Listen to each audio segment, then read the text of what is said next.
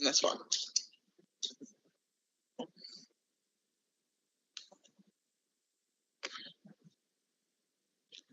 There's no public question. Fix that.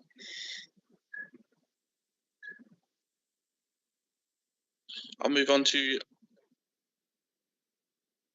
Lauren, can you hear us? Awesome. I'll move on to item 8, which is reports, starting with 8.1.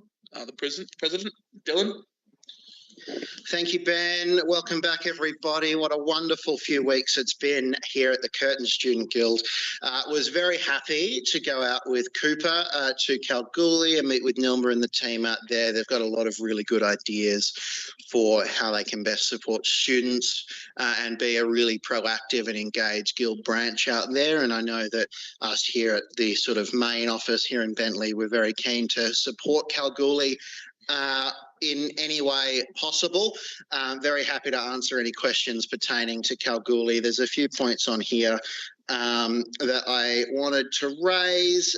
They're looking forward to working on opening up a student kitchen out there, setting up a room as a women's room. There's also the possibility of setting up what used to be a student assist office out there as well, to being a space that student assist officers can use when they travel out there to Kalgoorlie, which is very exciting. The committee is setting up feedback sessions for students to discuss courses with staff, and we'd be very eager to engage with Kalgoorlie on academic matters and seek their input and expertise. Ultimately, academic policy is set here in Perth, so we're still a primary forum for academic advocacy and effective representation. So it's a case of working through and engaging out there on that front. Last meeting, I spoke about the club's funding matters. That's been resolved. So we'll have that $20,000 grant this year with the university, which is very good. Happy to report that we've also almost finished the rollout of our period product machine, dispenser machines out around campus as well. So that's been wonderful. And we got a 50-50 funding arrangement with Curtin for that. I'll discuss issues pertaining to academic freedom when that pops up on the discussion. The student charter review is continuing, so the Guild will draft the first draft of the new student charter and send that back through. So members of this board, I'll send through to you for support and just feedback on what you think should be contained within that once we have sort of a rough draft, and we'll go in there. There's multiple levels of working groups now. So now we're working at it at a guild level, which will then go up to their sub-working group, which will go to their working group, which will go up through the chain that way. So very exciting times for lovers of working groups. I know that Morgan and Bridget love a good working group as well. The Guild also made a submission into the Senate inquiry into university governance, and I've attached that to my report here as well. So happy to answer any questions related to that.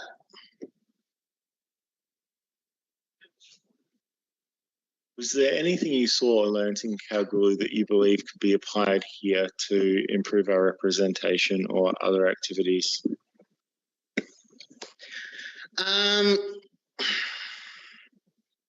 I think they're very engaged and active in the community, in the campus community, which is always going to be more difficult for us at a larger campus. We might know the people we know around, and that sort of, serves as your sort of sounding board for ideas and things like that. If they've got a committee out there, they're more likely to know just a larger percentage of the sort of total student population out there. So I think figuring out ways for us to have those more authentic conversations with students and engaging with them is always something that we should do.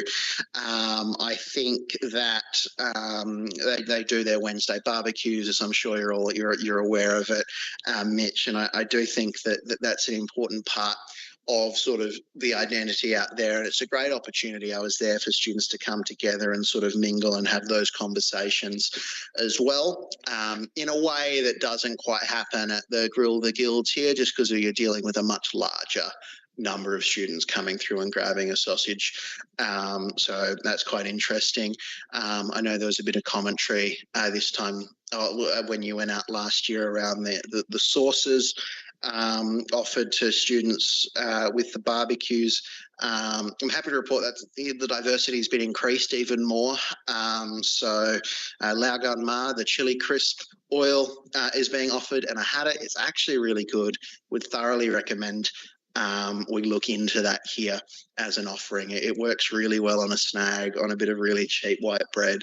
Yeah, I could go on and on and on and on about this, but I'll wrap it up there. Are there any other questions for Dylan and his report? All right. Move on to 8.2, which is the Vice President Education Report.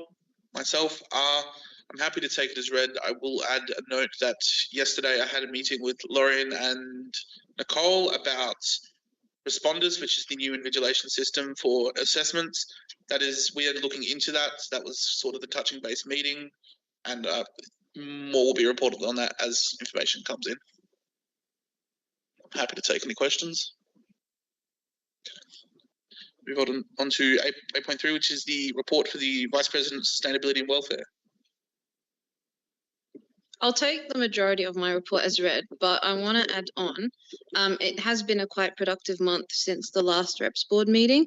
In terms of sustainability, I'm in the process of finalising the smart bins, which will introduce the 10-cent container incentive on campus for students, and the recycling hub, which will soon be accessible to all students. It's arrived. It's just a bit ugly at the moment. It's a bit plain, so just working on making it a bit pretty. Moving on to welfare issues, at Guild Council, a motion we tabled was approved. And now Tanya, our commercial manager, and myself are working on halal and veganifying 30% of the lolly wall, which was an election promise of mine. So that's also being actioned. On improving multi-faith services, we're in a period where students are fasting for Ramadan. However, for context, people that are on their period, pregnant, breastfeeding, or have medical issues that make fasting unsafe or difficult for them, they're exempted from fasting. So for the sake of comfort for these students, we've gotten a space allocated for the month from 9 a.m. to 4 p.m. so these students could eat or take their medications, etc., during the day without their personal affairs being made public. I would like to thank Janet from Curtin Multi-Faith for alerting me that there were students that approached her about this issue, which we have been able to resolve and action. So the space will be available from tomorrow. On condemnations, students by now really should be aware of the levels of repression with regards to academic freedom and freedom of speech. The latest move is at UWA, where the university has banned student announcements, which are usually done with permission, if not endorsement, from teaching staff. We are slowly moving from campuses that encourage critical thinking, expressions of concern and sharing of opinions, to campuses that expect their students to behave like sponges for information that consume and do not express, analyze, or contribute. The Guild has, and I will reiterate from a welfare perspective especially, I do condemn the Universities Australia decision, which endorsed ridiculous levels of restrictions from academic freedom. I am pleased that I believe the Chancellery understands the weight of concerns regarding this, and we will continue to push for a campus where students are truly put first. Thank you, Suzanne. Is there any questions? Ella? I just had a question about the UWA free speech stuff, because I think some Guild reps went to a meeting yesterday at UWA regarding how we can push back against the restrictions on free speech there. I was just wondering what came out of that meeting, if there's anything to report back from that. Myself and Tom went to the meeting. I believe it was a productive meeting. There were a number of reasons for attending, for the sake of solidarity, obviously, and to see if any way we can help as well. But yeah, it was quite a productive meeting. I would honestly like to thank Rama as well for inviting us there. They did come with a few strategies. It was just more of a discussion at this point and hearing concerns from students, which is the concerns that you would hear with any students. There haven't been decisions finalized yet, but yeah, I believe this will also be discussed later as well. Are there any more questions for Razan and her report? Where's this gone?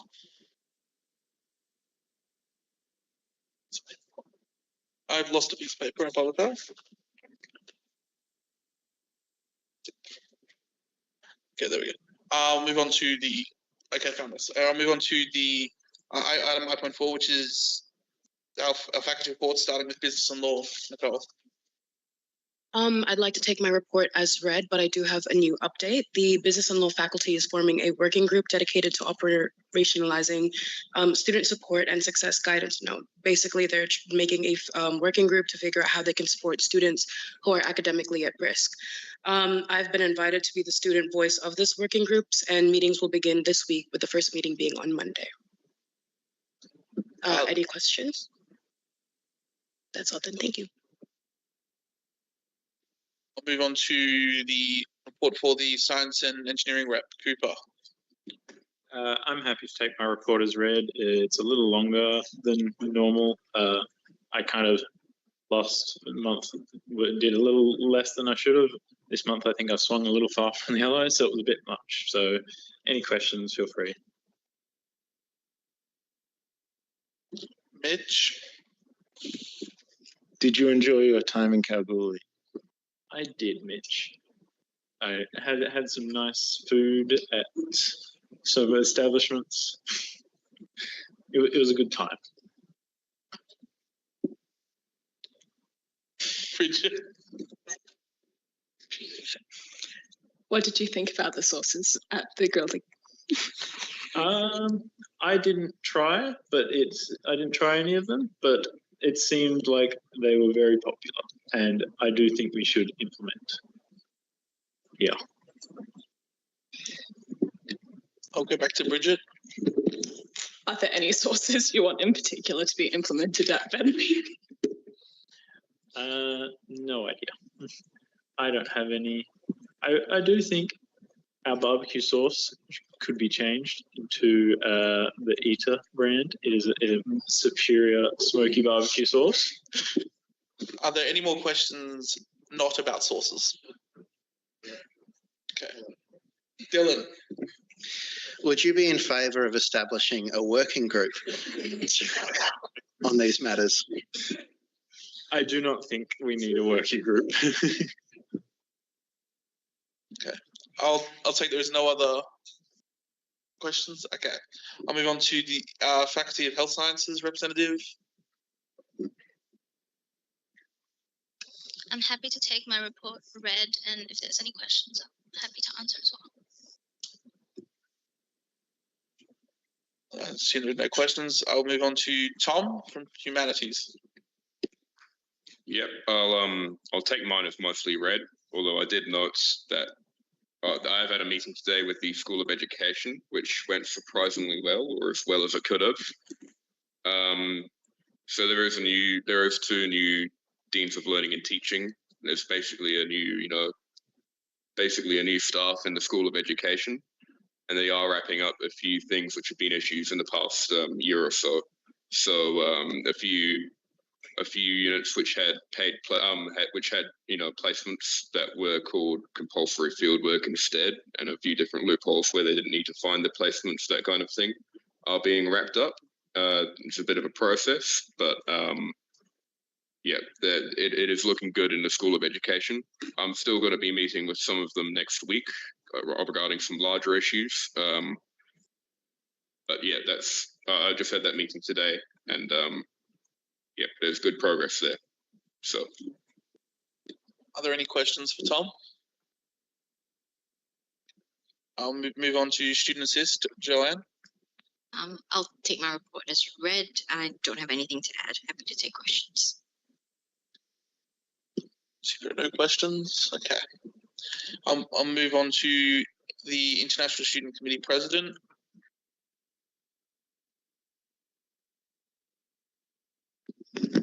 Hello. Yeah, I would assume that my report is being read, and I do have a few things to add. Oh yeah, sure. Yeah, I would add few stuffs to my report.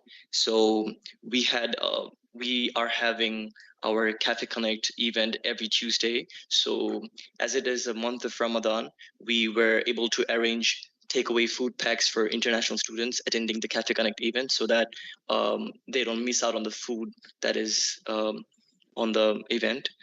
So that's that. And we have finalized the date for International Student Migration Awareness Program with BMEC on the 11th of April.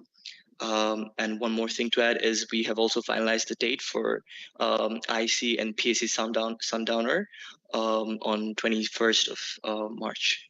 Thank you. Thank you. Any questions for Josefa? Okay, I'll move on to the acting postgraduate student committee president, Mitchell Craig. Yeah, I'll take it mostly as read, but I will add that in addition to the progression policies and procedures, we're also giving feedback on the supervision procedures, we already did the supervision one, the examination procedures and the admission and enrollment procedures. And we've got a meeting with GRS, we've got a meeting with the ADVCR on Monday and then the Graduate Research School on Tuesday to continue that. We also have Mitch's KPIs as well. Are there any questions for Mitch? Okay, I'll move on to Morgan for the report by the Queer Officer. I'm happy to take most of my report as read. There is one note. The document I mentioned in regards to -18 got sent through today with all of possible outcomes that we could do as a guild to do partnership with that and potential workshopping in the future. I'm happy to take any questions. I will move on to Bridget for the Women's Officer report. I'm happy to take everything as read. I'd also just like to note that I'm very excited about the additional period product machines, dispensers on campus.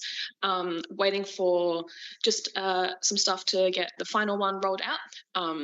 It's a very long walk, but very happy to be able to bring period products on campus and to help FEM students and people who menstruate to just give a little bit of assistance. And I'm also very happy for everyone in the Women's Collective that's been appointed. They're all very lovely, lovely people. I'm happy to take questions. Are there any questions for Bridget? I will move on to the Accessibility Officer, Lorian, for your report. All right, I'm happy to take most of that as written. Just wanted to mention that I had the information session with the Curtin Specialist Mentoring Program social group. Did an information session about the Guild yesterday with Morgan, and I think it went well. So yeah, that's, I think, everything. If anyone has any questions. Okay, is there any questions? Okay, I'll move on to the final point for item 8, 8.14, which is the higher education developments. I'm assuming Marianne. Yes, I have nothing more to add. If anyone has any questions. Are there any questions relating to this item? Okay, I'll now move to the motion, and the motion reads that the Representation Board notes these reports. Can I have someone to move this report or this motion? Dylan, someone to second. Cooper, any last comments towards these reports? Okay, all those in favour of noting these reports? All those against? It is carried. And the next motion is that the Representation Board approves the submitted KPIs for the Postgraduate Students Committee President. Can I have someone to move this report, move this motion? I'll have Morgan and Nicole second. Yep. Is there any comments? Okay. I'll have all those in favour. All those against. The motion's carried. I'll now move on to item 9, which is items for discussion and resolution. Starting with 9.1, a national voice for international students. The motion reads that the Representation Board endorses the campaign by the Council of Australian Postgraduate Associations and other student unions across the country to start a new body to represent international students at a national level, as is moved by Josefa. Would you like to comment on this? So I think since after COVID, CISA was seized. So I think it needs to be back, since international students have like different needs and concerns than local students. I think they need a representation board and a committee on a national level. And hence it is really important that we have CISA being continued again, and whatever the procession is, me and Mitch will be helping out with the processions and helping out with anything that needs to be done in order to have the committee remade again. Thank you. Thank you. Mitch, do you have any comments as well? I mean, I'll just echo what Huzaifa has said and reiterate how important it is that there be a national body to represent international students, and that's been lacking over the last 3 or so years. So. Are there any additional comments for this item?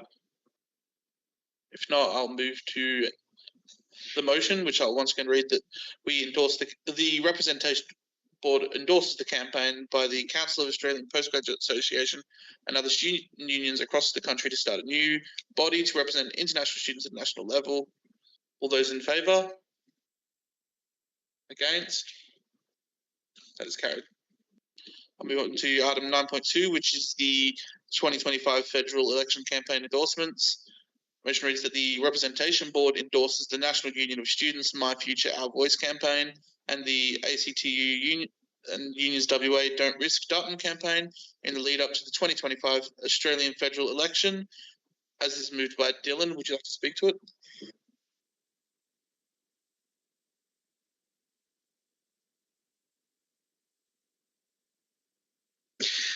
Yeah, happy to just quickly chat about this. So the NUS campaign is calling for things that we support. There are some areas where we would like to go further. So I think just to underpin that the Curtin Student Guild believes that education should be free.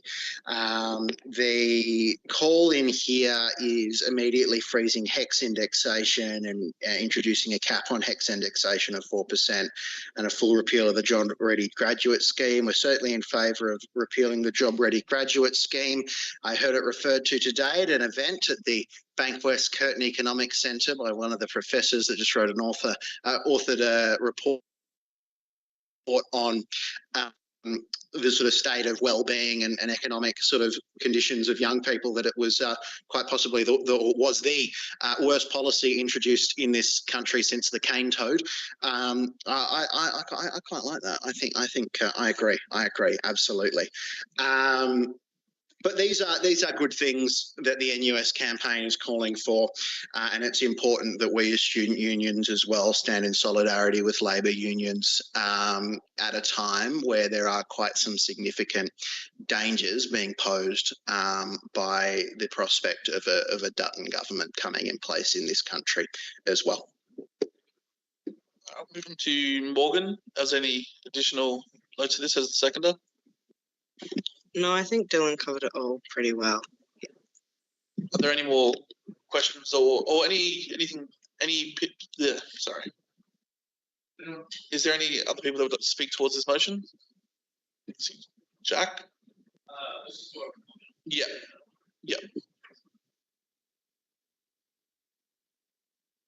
Okay. Well, I mean, I think that like the thrust of the motion is fine in the sense that like Dutton is bad. Dutton would be a step backwards in politics in Australia. But I think it is also worth discussing and referencing the fact that like Dutton has not emerged in a political vacuum. Like Dutton has emerged on the back of 3 years of Labor governance, where Labor has, I think, failed quite significantly to deal with the cost of living crisis in Australia, and has created a significant amount of space for Dutton to enter with all of his racist, anti-migrant, so on and so forth stuff around cost of living. And I think that that's a bit of a disaster, to be honest. And I think that we should reference that. I think that like these sort of campaigns are often just essentially like vote Labor campaigns. So they're kind of gussied up as don't vote for the Liberals. And I think that we should recognise that.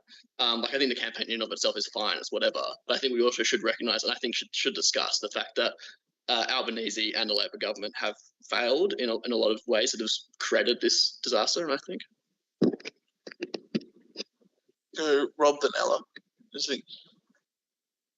Yeah, so I mean, for many years now, both of these kind of groups, the ACTU and NUS, have basically essentially just run vote Labor campaigns every single federal election.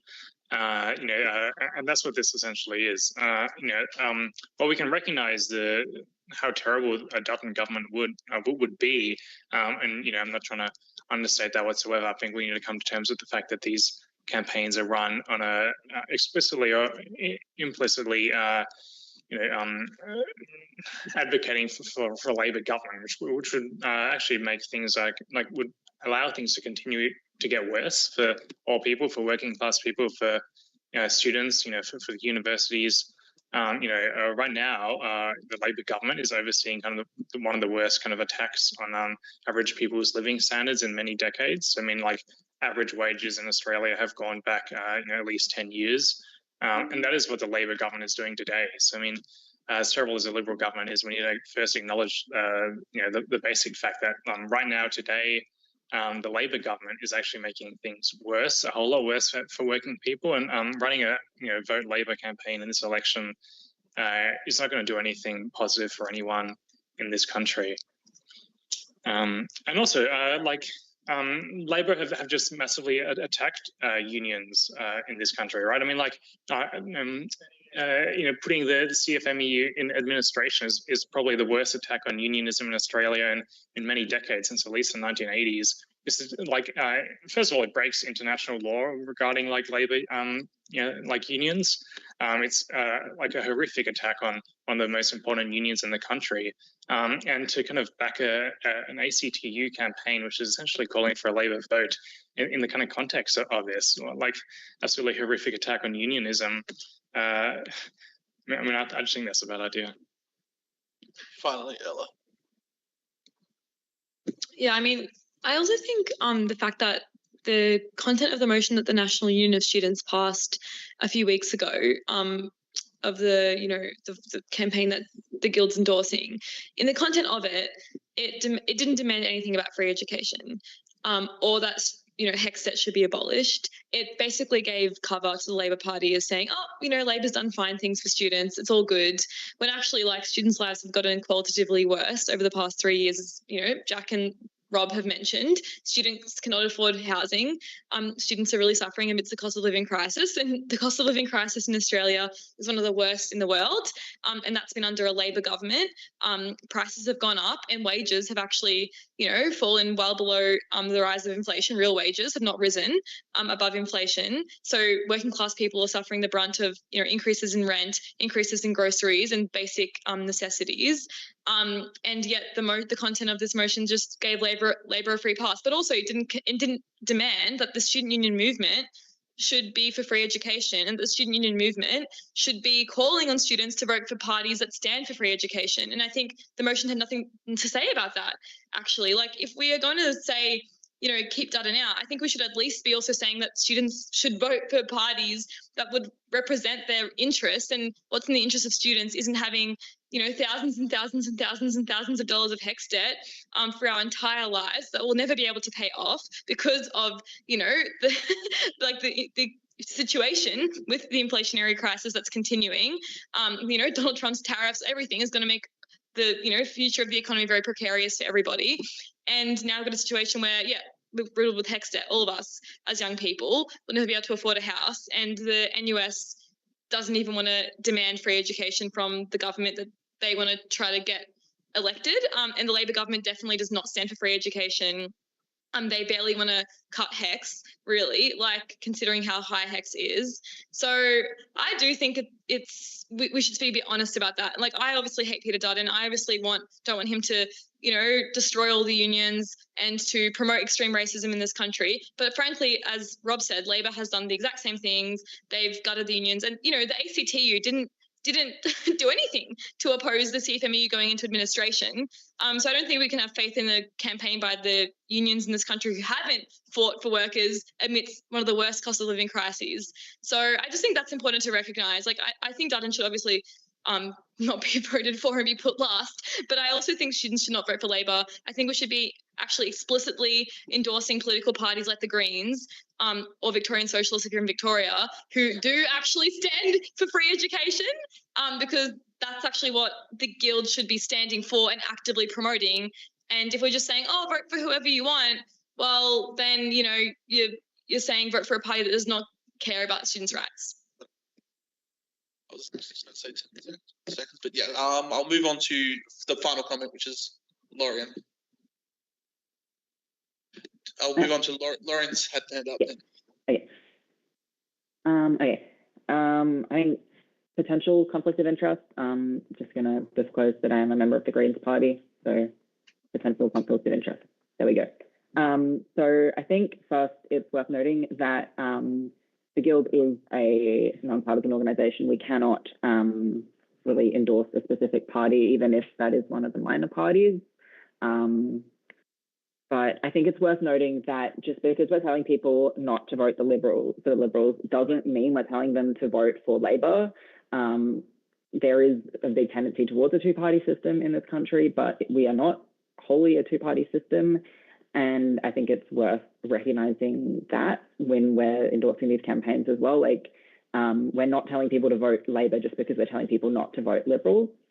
And obviously, Peter Dutton is a terrible option, and we should be telling people not to vote Liberal. And then I think it's also worth noting that elections are kind of ultimately politics, and elections come down to more of a form of harm reduction than a form of actual political protest and change. We are not trying to vote for, well, it'd be great if we could vote for change makers and have great things happen out of elections, but things tend to happen out of pressure that follows elections. And I think it's more important that we stand in solidarity with the NUS by supporting their campaigns to get through this election and then continue to push for things like free education within the NUS and within our own capacity as the Guild after the election or alongside the election. Just because we are supporting these campaigns does not mean we won't be able to push and create our own information and share other information. And I think these campaigns are worth supporting and do generally align with what the Guild stands for. Thank you, Lauren. For the final comment. For the final comment now, Dylan. Thank you. I welcome Ella saying that we should put Dutton last. In a preferential system, that means that your vote will go to Labor. Like, I think that if we're going to make that argument, like I certainly hear all of what you're saying, but if we're going to take the position of being someone that says don't risk Dutton, if the student's going to take that information and cast a vote with that information that we're going to put in front of them in mind, ultimately, depending on no matter whoever they put in order, they can put whatever, but ultimately that vote likely is going to come back to Labor in some way, and that's just the system that we operate within. So I don't know. I mean, the revolution's around the corner. You keep working towards it. It's coming, guys. Like it's not too far away, I'm sure. But I think that's just so yeah. Like I think within the context, you're right. Right, but within the context that we operate within and under Australia's electoral system, I think that's great. I also think it's just worth noting that I appreciate the criticism of the NUS. And I think it would be a much better place if factions like Socialist Alternative didn't sign deals with the right to stitch up that national executive like they have. So I think that that's something in there. At the last representation board and at the last Guild Council, we had a thorough discussion where you were proposing giving more money to the NUS, and now we're saying we shouldn't endorse a candidate from the NUS, like a campaign from the NUS, because it's bad and it's run by the Labor Party. So I think we should just give that, that context back into this discussion. Ultimately, this is a good campaign. I appreciate Jack's comments that these are good campaigns inherently, and that we should just read the words on the piece of paper instead of trying to infer that this is something related to the Labor Party when ultimately it's something that's actually for good policy. You can shake your head all you want, but that's just the facts. We have gone over question time. It's been 12 words.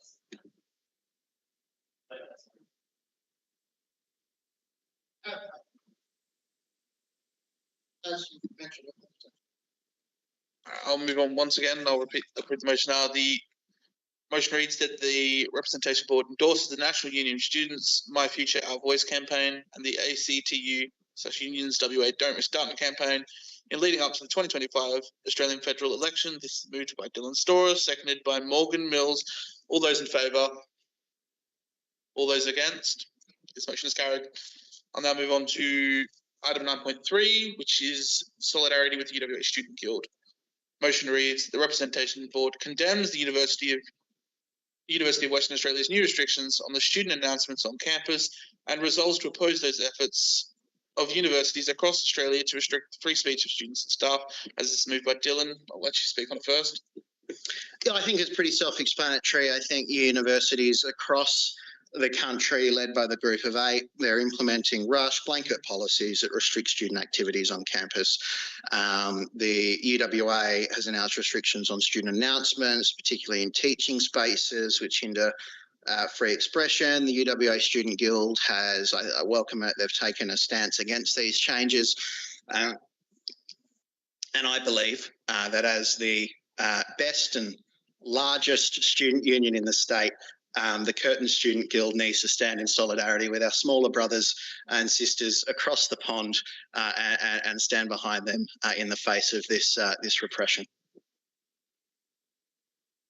As it is, this motion is seconded by Mitch. Would you like to speak on that as well?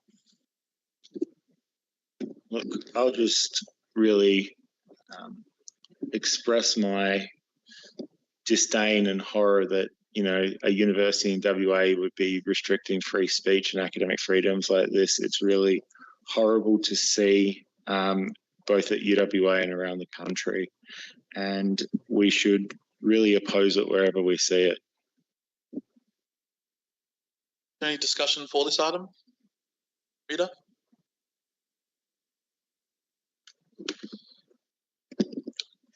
Yeah, I think the UWA free speech campaign is really important, and it's good that the Curtin Guild is supporting it. Yeah, as this is gonna, if it does, you know, not get revoked, it would set a bad precedent for Curtin. And, you know, I think that Curtin has already attempted to enforce bylaws to restrict postering, stalls and leafleting. That is pretty concerning. And it's pretty concerning that UWA admin has banned almost all forms of, you know, mass political communication between campus activists and students.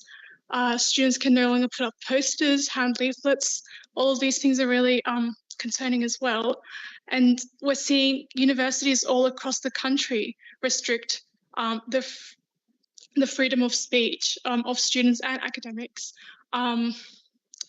Like the government and universities are introducing like policies and legislations to censor and punish individuals who want to protest peacefully, who want to express critical ideas and opinions, and that shouldn't be how universities are. These are a normal part for universities, you know, campus culture, for students to be able to have that freedom. You know, just to name a few, like just to give a few examples, like that happened recently. Palestinian academic at Macquarie University had her research grant suspended. A student at USyd was threatened with suspension for just writing you know, Palestine solidarity statement on a whiteboard with a non-permanent marker as well. Like, pretty ridiculous. And we're seeing this around the world as well, not just Australia. Like recently this week, I'm sure most people have seen the really horrible thing happen in Columbia University, where a student, Mahmoud Khalil, a Palestinian student activist at Columbia University, arrested and detained by ICE. It's really scary, and I think it makes it even more important for being able to push back in Australia, having these campaigns, and for the Guild to be supporting it. And I wonder if it's, maybe worth for the Guild to have stalls at the UWA illegal stall day to talk to students about what's happening, for students to know that their rights are under attack. It's not just one group of people that this will affect, it will affect all students and academics. And everyone's freedom of speech. We've got 6 more minutes left on this, so yep.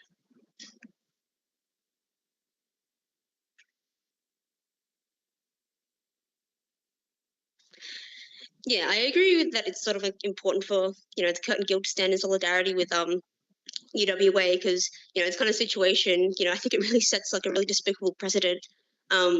For repression on campuses, and I think it's also like a real threat to like campus culture and campus life. And I think defending like the kind of environment where clubs and students have the freedom to go and like build events or bring attention to issues and activities through things like lecture announcements is actually like an important part of like defending campus culture and campus life, which is like important to like a lot of students. And I think it's a really good thing that this motion is being put forward and that Curtin is supporting. Is there anyone else that would like to comment on this motion? Yep.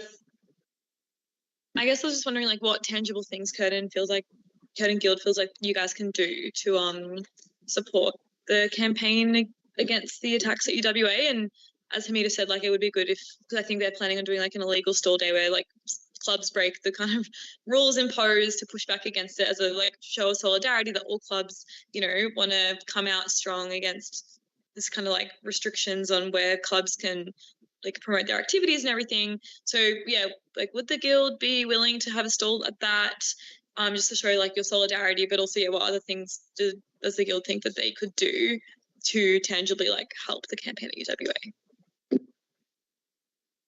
Dylan?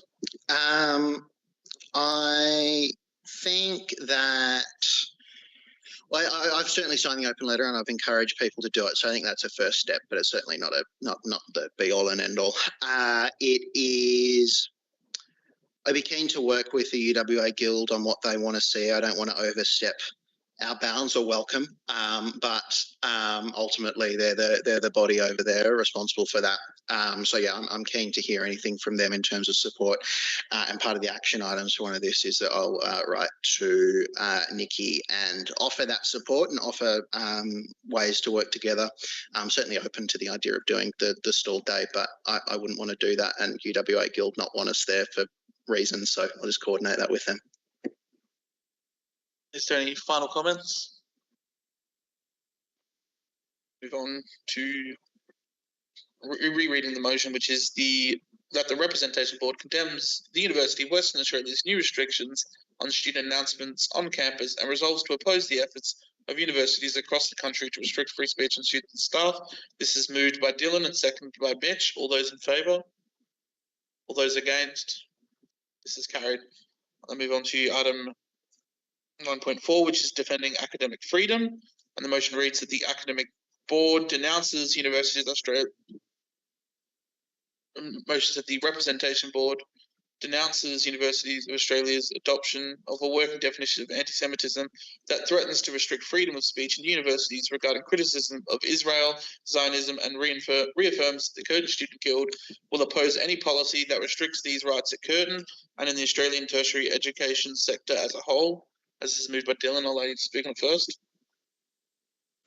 Yeah, look, it's very concerning, and I just wanted to have the opportunity to just update everyone on the work that I and the exec did in the immediate aftermath of that announcement from Universities Australia. The Universities Australia definition leaves the door wide open for universities to discipline students for criticising Israel and Zionism. Much of that repression is being initiated by the group of 8 universities, but other institutions are falling in line. Universities need to be bastions of academic freedom. Once we lose this, we will never get it back. And it is very concerning the speed of which many universities are prepared to throw all of this out of the window for. It's not good enough, and student unions need to defend our rights. So the week of the Universities Australia announcement consisted of a strong and concerted effort from myself and the exec to seek clarification from Curtin regarding its plans to implement the definition. On the day of the announcement, I wrote to the Vice-Chancellor expressing that the Guild, outlined in the MOU we signed after the encampment, does and will oppose any policy that silences criticism of Israel and Zionism and impacts on academic freedom. That day, I also expressed the Guild's concerns in person to the Deputy Vice-Chancellor Academic. The following day, I met with the Vice-Chancellor and the DVCA and expressed the same sentiments. I am pleased that during that discussion, the Vice-Chancellor confirmed that Curtin does not view criticism of Israel and Zionism as anti-Semitic, and that Curtin will not discipline any student who engages in criticism of Israel and Zionism, along with an expression that students and staff need to be involved in the implementation of any definition. I expressed that it was important for this to be placed on the record, particularly for the peace of mind of students who felt under pressure from this announcement, and thus the Guild published a statement stating our views on the matter and the Vice-Chancellor's commitments on that front. This is still very much a live issue, and the Guild must always defend academic freedom for students and staff at Curtin and its campus.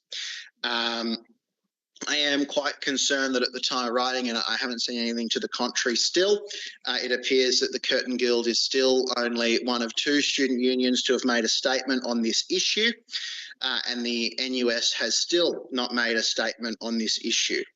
I can't express enough that this is like one of the biggest attacks on Australians' implied right to political communication directly relating to students, and it is quite shameful that other student unions are not responding to it in the same manner. I do think that it's important that student unions do put aside these differences and work together to stand up and fight back in these matters. And I do think that the speed in which the Curtin Guild was able to secure these vital assurances from the Vice-Chancellor is in large thanks to the strength and professionalism of our Guild. It was strengthened further by the Memorandum of Understanding signed after the encampment, which made it clear that the Guild was opposed to policy like this. We must remain vigilant, and we will. But this is I can't hide the fact that this is, you know, as far as any student union has gone to get assurances from a university in this front. It shouldn't be the case. We need to remain vigilant. We will. And I'm very keen to see other student unions and the NUS take up this fight as well, because it is important that we are standing behind academic freedom in light of this just concerted attack that is currently heading our way. Razan, would you like to speak to this as well? I would. I'm really happy with what Dylan said. I'm happy with the Vice-Chancellor's commitment. It does provide a level of comfort. I think it is quite outrageous that such a decision has been endorsed, and we're one of the only guilds that have spoken out against it. I think it is frankly quite worrying, considering this directly affects students. I won't speak too much on it, but there's an entire article from Kenneth Stern, who's the lead drafter of the IHRA definition, which was written just after President Donald Trump signed an executive order in 2019 enforcing IHRA, keeping in mind that this is what Universities Australia drew from, where Stern says it was never intended to be a campus hate speech code. This order is an attack on academic freedom and free speech, and will harm not only pro-Palestinian advocates, but also Jewish students and faculty and the academy itself. This is the lead draft of the IHRA definition. The Jewish Council of Australia has also condemned the decision, describing it as dangerous and politicized. The statement reads, by categorizing Palestinian political expression as inherently anti-Semitic, it will be unworkable and unenforceable and stifle critical political debate, which is at the heart of any democratic society. The definition dangerously conflates Jewish identities with support for the state of Israel and the political ideology of Zionism. This will have a chilling effect on legitimate criticism of Israel and risks institutionalizing anti-Palestinian racism. Universities Australia did so without meaningful consultation with Palestinian groups or diverse Jewish groups who are critical of Israel. The Universities Australia definition is a blatant attack on students at all universities in Australia, and it starts with these small things, UWA, USyd, and then it escalates. I'm therefore in complete support of this motion, and the Guild will continue to oppose any policy or move that intends to restrict our academic freedom and rights. Is there any further comments on this? Ella? Yeah, I strongly agree with Dylan and Razan, and I think it's extremely important that Curtin has come out with, Curtin Guild, sorry, has come out with a statement opposing this new definition. I think it's worth noting as well that, yeah, not just the Jewish Council of Australia, but also the NTU, you know, the Australian Palestine Advocacy Network, Amnesty International, the Greens, there's a number of organisations who have come out to oppose this definition and blatant attack on free speech, and also just political inquiry, criticising human rights abuses. I think it will really create a culture of fear among students to critique things that they're seeing happening in the world, critique Israel, critique, you know, what Amnesty International has called a genocide. All of those kinds of things are under serious threat with this definition. I also think, yeah, that it's just important to stand back against it. And I think the important thing as well of seeing that a lot of students have already been repressed for standing against war and standing up for peace, basically, and standing for Palestine. Many students all across the country have faced suspensions, have faced all sorts of accusations for being part of the pro-Palestine movement. And so I think this definition will only serve to enforce that repression more and make it more severe and create more of a fear of a culture of fear amongst students who oppose what they're seeing happening. So I think that it's really good that the Curtin Guild's come out against it. I think it's a shame as well that the National Union of Students hasn't.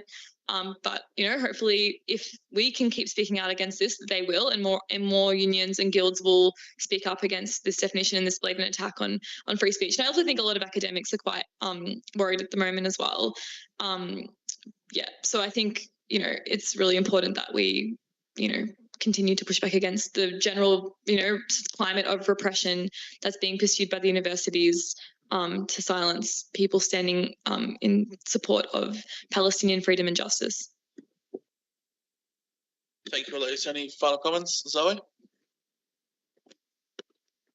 Yeah, so this is a question basically, like on the Guild website and on the statement that's been put out from the Guild, it states that the Vice Chancellor confirmed that Curtin will not pursue disciplining a student or staff who criticise Zionism, Israel, or any other country.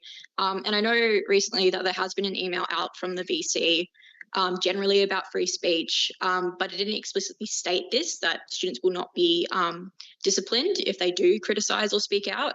And I do think that's an important distinction to have for the student population, that, you know, if they do speak out, do say anything, that it won't actually end in them being disciplined in any sort of way. So is there any, I don't know, movement on getting the Vice Chancellor's office to kind of express that to students through like an email or some more like official communication, explicitly that, yeah.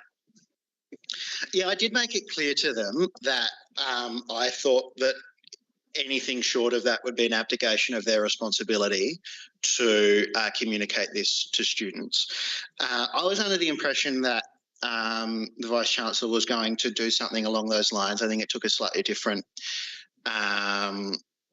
I did see that email and it wasn't as clear as I would have thought. I do have it in writing and in email because I sent the draft of this to say, just so that we're not misrepresenting what your position is.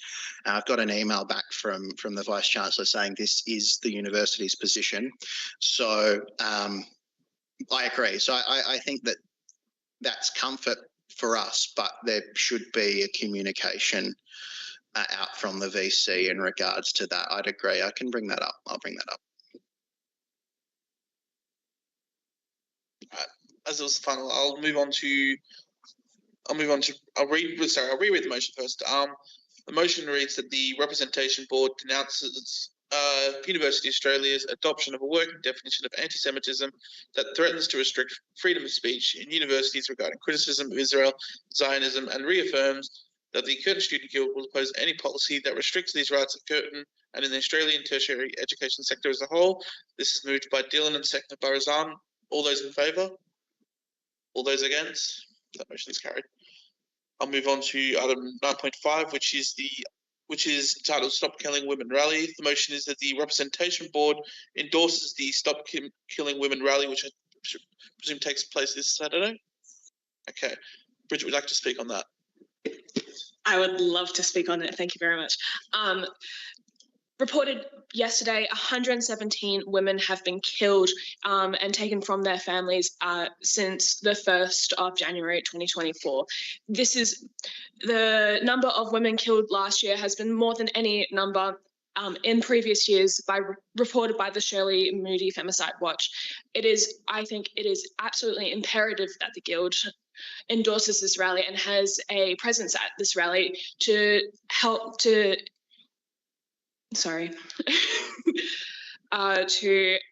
pressure the government, both the state and federal governments, to do more to stop killing women. Women are dying. These are mothers, daughters, sisters, friends, prematurely taken, unjustly taken. It is shameful that these men, these insecure men, think they have the right and the audacity to take these beautiful women. And yeah, thank you. Morgan, would you like to speak as the seconder? This isn't a laughing matter.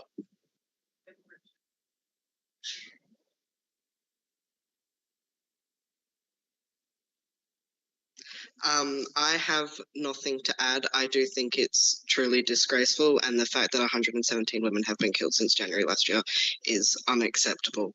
And yeah, but that is all I have to say. I'll repeat the motion that the Representation Board endorses the Stop Killing Women rally. Sorry. Are there any comments that I'd like to add to this? Razan. Sorry, that statistic, Bridget, is that in Australia? Yes. That's really horrifying considering we're Thursday, the 13th of March. Thank you.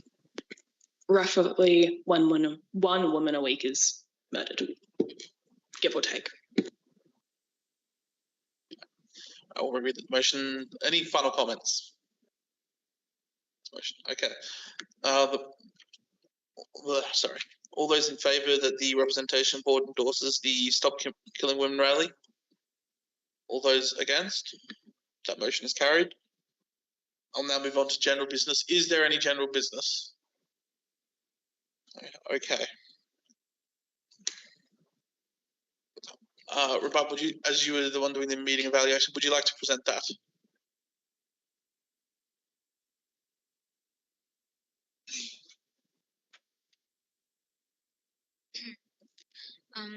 So the meeting, so we've discussed multiple things. The discussions reflected commitment to improving student experiences.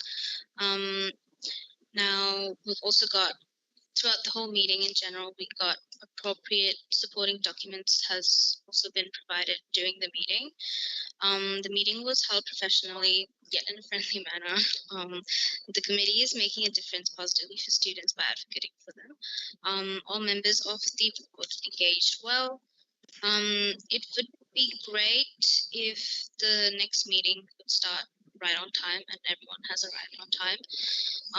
And the meeting was held, the meeting included open and transparent discussion, and everyone contributed to the discussion as well.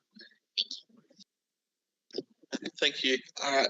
And moving on to item 12, which is next meeting. The next ordinary meeting of the Representation Board will be held on the 10th of April in the University Council Chambers, where we are right now, at 5:30 p.m. most likely. Thank you all. I will close the meeting at 6:39 p.m.